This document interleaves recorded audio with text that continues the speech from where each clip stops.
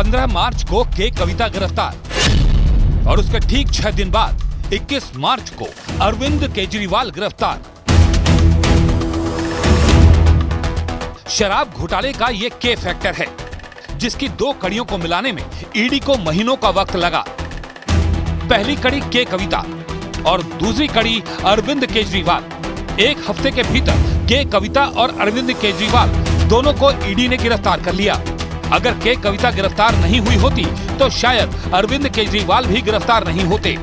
इसलिए केजरीवाल की गिरफ्तारी से पहले के कविता की गिरफ्तारी ईडी ने किस आधार पर की, ये समझना जरूरी है। दरअसल जून 2021 में हैदराबाद के आईटीसी कोहिनूर में एक बैठक हुई थी। इस मीटिंग में विजय नायर ने कुछ फंडों पर चर्चा की थी, जिन्हें हैदराबाद से दिल्ली ट्रांसफर किया जाना था। उन्होंने फंड ट्रांसफर की जिम्मेदारी दिनेश को सौंपी। दिनेश ने दिल्ली भेजे जाने वाले फंड के लिए के कविता के एक अन्य सहयोगी अभिषेक बोयिनपल्ली से मिले। अभिषेक बोयिनपल्ली की गिरफ्तारी के बाद ईडी के हाथ मंगुटा राघव रेड्डी और शरद चंद्र रेड्डी के गिरबान तक पहुंचे और दम घुटता देख दोनों आरोपी सरकारी गवाह बन गए।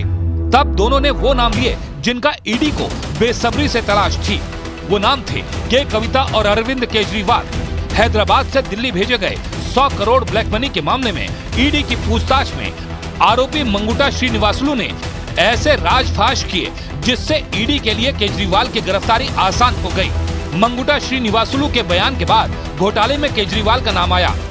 मंगुटा ने ईडी को बताया कि 2021 में उसने दिल्ली में शराब कारोबार के निजीकरण का विज्ञापन देखा, जिसके बाद 16 मार्च 2021 को उसने दिल्ली आकर सीएम केजरीवाल से मुलाकात की। मुलाकात में केजरीवाल ने तेलंगाना के तत्कालीन सीएम की बेटी का जिक्र किया और बताया कि शराब कारोबार पर के कविता ने उन्हें अप्रोच किया है। केजरीवाल ने बताया कि कविता ने 100 करोड़ आपको देने का ऑफर दिया है। केजरीवाल ने मंगुटा को कविता से बात करने के लिए कहा। इसके बाद मंगुटा के पिता और के कविता के बीच एग्रीमेंट हुआ, जिसके तहत मंगुटा के बेटे ने 25 करोड़ कैश साउथ की लॉबी को दिए। अब ईडी के कविता और अरविंद केजरीवाल को आमने सामने बिठाकर पूछताछ करना चाहती है, लेकिन उससे पहले के कविता से रिमांड के दौरान मिली लीड पर ईडी ने सवालों की लिस्ट तैयार की है, जिसके जवाब वो केजरीवाल से मांग रही है।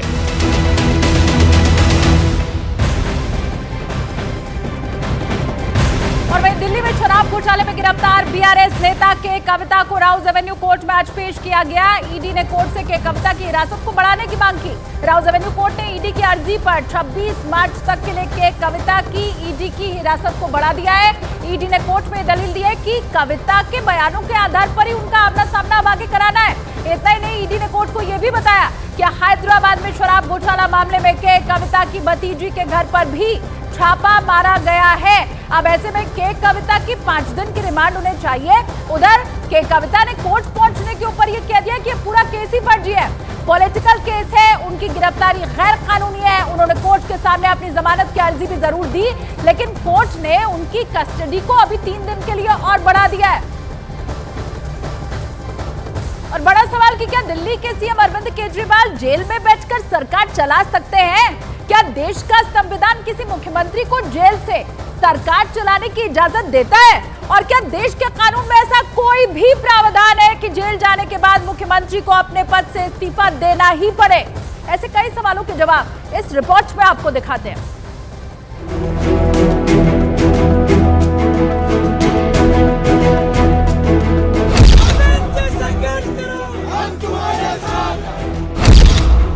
पिछले 2 महीने में 2 सिटिंग सीएम गिरफ्तार हो चुके हैं। हेमंत सोरेन ने गिरफ्तारी से ठीक पहले झारखंड के सीएम पद से इस्तीफा दे दिया था, लेकिन अरविंद केजरीवाल ने गिरफ्तारी के बाद भी दिल्ली के सीएम पद से इस्तीफा नहीं दिया। तो सवाल है कि क्या कोई सीएम जेल से सरकार चला सकता है? अगर कोई सीएम जेल में बंद हो तो क्या वो सरकारी फाइलों पर दस्तखत कर सकता है? क्या वो कैबिनेट की बैठक ले सकता है? और क्या वो अपने मंत्रियों से जेल में मुलाकात कर सकता है? जेल में बंद एक सीएम क्या क्या कर सकता है और क्या नहीं, ये सवाल अरविंद केजरीवाल की गिरफ्तारी के बाद से हर किसी के मन में घूम रहा है। तो चलिए देश के संविधान में और कानून की किताब में इन सवालों के जवाब ढूंढते हैं। सुप्रीम कोर्ट कहता है कि रिप्रेजेंटेशन ऑफ पीपल्स एक्ट में ऐसा कोई प्रावधान नहीं है जो किसी मंत्री को जेल जाने पर पद से इस्तीफा देने के लिए मजबूर करता है। लेकिन अगर किसी मंत्री को 2 या 2 साल से ज्यादा की सजा मिल जाती है तो उसे पद से इस्तीफा देना पड़ता है।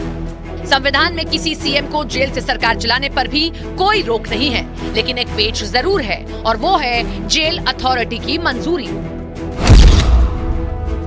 जेल से सरकार चलाना कितना प्रैक्टिकल होगा, ये जेल के नियमों से लेकर जेल प्रशासन की इजाजत पर निर्भर करता है। क्या सीएम केजरीवाल जेल से वीडियो कॉन्फ्रेंस के जरिए या सभी मंत्रियों को बुलाकर कैबिनेट मीटिंग कर सकते हैं, फाइलों पर दस्तखत कर सकते हैं? ये पूरी तरह से जेल प्रशासन की मंजूरी पर निर्भर करता है।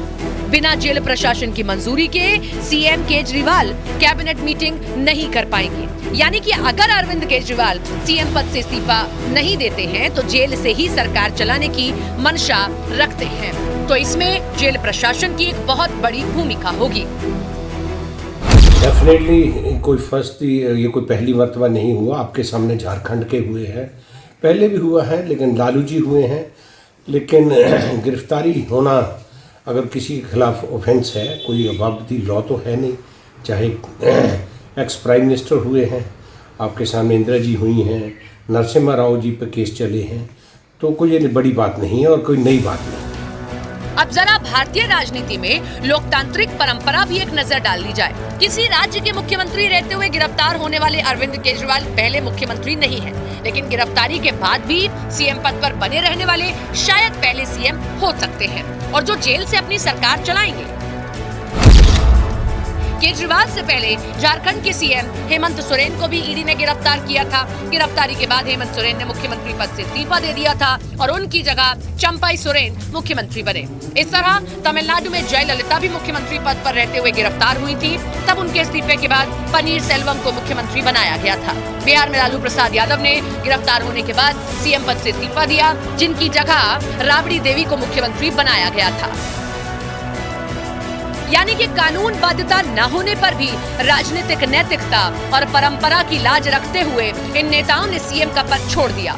लेकिन अरविंद केजरीवाल शायद ऐसा न करें और भारतीय राजनीति में एक नई रवायत शुरू करें, जेल से सरकार चलाने की रवायत।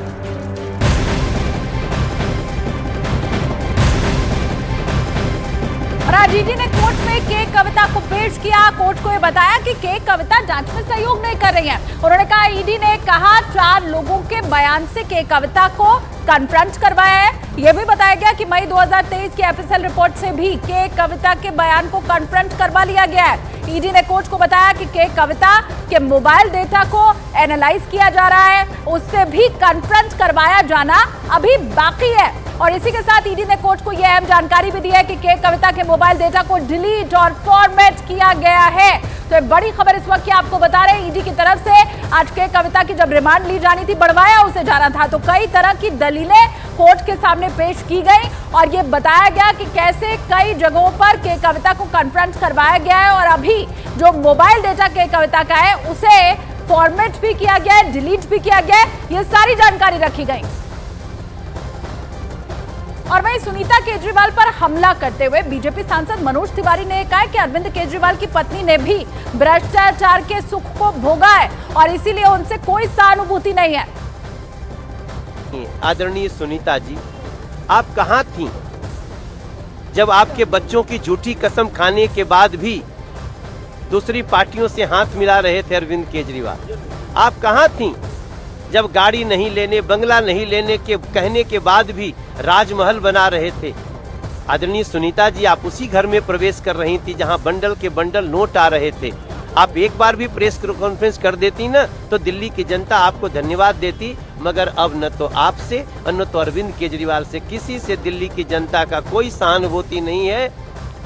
और शराब घोटाले का के फैक्टर ढूंढने में ईडी को महीनों लग गए। के कविता और अरविंद केजरीवाल की मिली भगत की कड़ियों को जोड़ने में ईडी की मेहनत किस तरह से रंग लाई है, कैसे के कविता की गिरफ्तारी के 1 हफ्ते के भीतर दिल्ली के मुख्यमंत्री अरविंद केजरीवाल भी गिरफ्तार कर लिए गए। रिपोर्ट देखिए।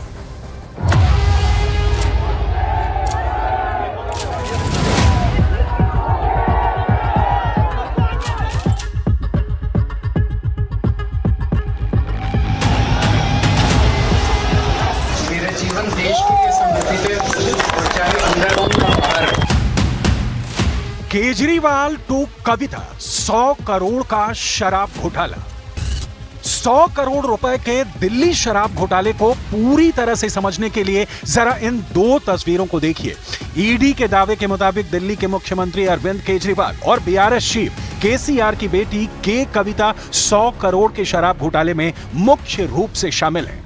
इन तस्वीरों में देखने वाली बात यह है कि जहां एक तरफ बीआरएस की नेता के कविता गिरफ्तारी के वक्त शांत, निश्चिंत और खुद का हौसला बढ़ाकर दिखाने की कोशिश कर रही हैं, वहीं दूसरी तरफ ईडी की गिरफ्त में आने के बाद से केजरीवाल की बॉडी लैंग्वेज और चेहरे के भाव काफी बदल गए हैं। केजरीवाल का चेहरा देखकर साफ कहा जा सकता है कि उन्हें एहसास हो गया है कि वो कितनी बड़ी मुसीबत में फंस चुके हैं। हम इन दो तस्वीरों से आपको यही समझाने की कोशिश कर रहे हैं कि के कविता और केजरीवाल दोनों शराब घोटाले में फंसे हैं, लेकिन के कविता केजरीवाल की तुलना में ज्यादा कॉन्फिडेंट लग रही हैं। आखिर इसकी वजह क्या है?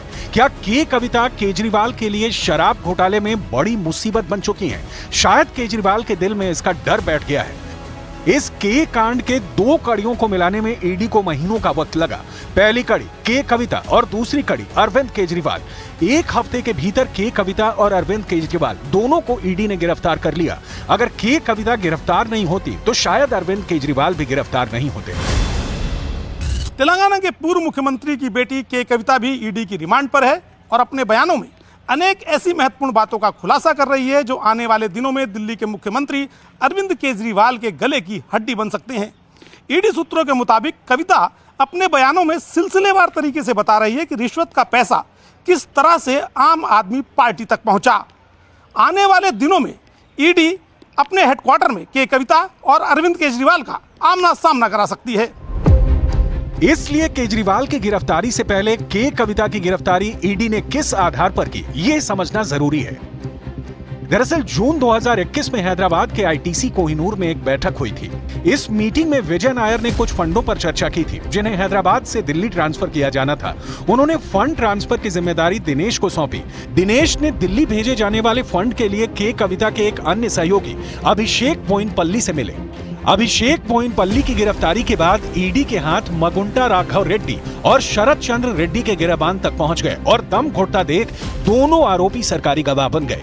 तब दोनों ने वो दो नाम लिए जिनकी ईडी को बेसब्री से तलाश थी। वो नाम थे के कविता और अरविंद केजरीवाल।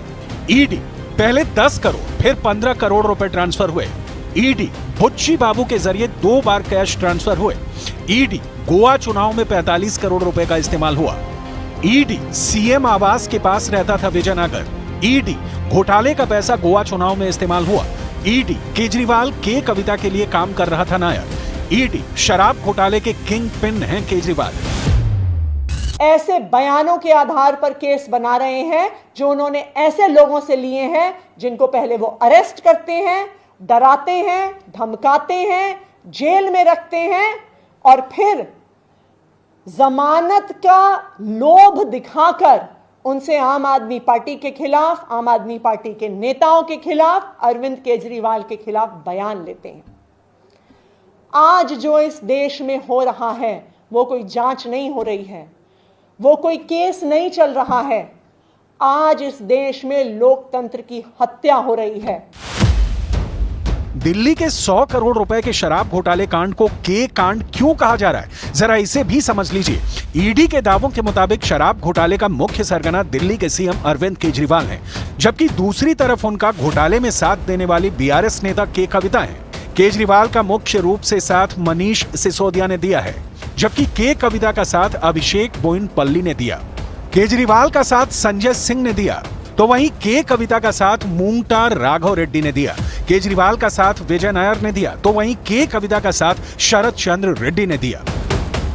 ये उत्पीड़न की राजनीति है, प्रतिशोध की राजनीति है और इसमें दो राय नहीं हो सकती कि विपक्षी एकता से इंडिया गठबंधन, जो न केवल गठबंधन है पर जनबंधन है, उससे घबराई हुई है बीजेपी, बौखलाई हुई है। पहले झारखंड के मुख्यमंत्री को गिरफ्तार किया, अभी दिल्ली के मुख्यमंत्री को गिरफ्तार किया गया है। केजरीवाल टू कविता, 100 करोड़ का शराब घोटाला। और जिस 100 करोड़ की रिश्वत का आरोप शराब घोटाला मामले में लग रहा है, उस 100 करोड़ की मनी ट्रेल का कनेक्शन गोवा से कैसे जोड़ रहा है, अब जरा वो समझिए। ईडी के मुताबिक 100 करोड़ की रकम से कुछ पैसे गोवा में खर्च हुए। गोवा चुनाव में आप के लिए काम करने वाले लोगों को कैश में भुगतान किया गया, ऐसा ईडी का दावा है। ईडी के मुताबिक पहले 10 करोड़ फिर 15 करोड़ रुपए ट्रांसफर हुए। सत्य तो ये है 2024 में चुनाव में जनता कभी भी ये अली बाबा और 40 चोर वाली टोली पे विश्वास नहीं करेगी, जिसका नेतृत्व अरविंद केजरीवाल और राहुल गांधी कर रहे हैं। I have made allegations which are borne out from the record. Whatever evidence is there, we give to the ED जानना चाहती है कि रिश्वत का जो पैसा के कविता और उसके सहयोगियों के जरिए आम आदमी पार्टी तक पहुंचा, उसका रूट अरविंद केजरीवाल तक कैसे था, उसका मनी ट्रेल अरविंद केजरीवाल तक कैसे पहुंचा, ये पैसा गोवा सीधे भेज दिया गया या फिर ये पैसा दिल्ली होते हुए गोवा गया। इस मनी ट्रेल को पुख्ता करने के लिए एनफोर्समेंट डायरेक्टरेट जल्द ही अनेक दस्तावेजों और गवाहों से अरविंद केजरीवाल का आमना सामना कराएगी। अब ईडी के कविता और अरविंद केजरीवाल को आमने सामने बैठाकर पूछताछ करना चाहती है, लेकिन उससे पहले के कविता से रिमांड के दौरान मिली लीड पर ईडी ने सवालों की लिस्ट तैयार की है, जिसके जवाब वो केजरीवाल से मांग रही है।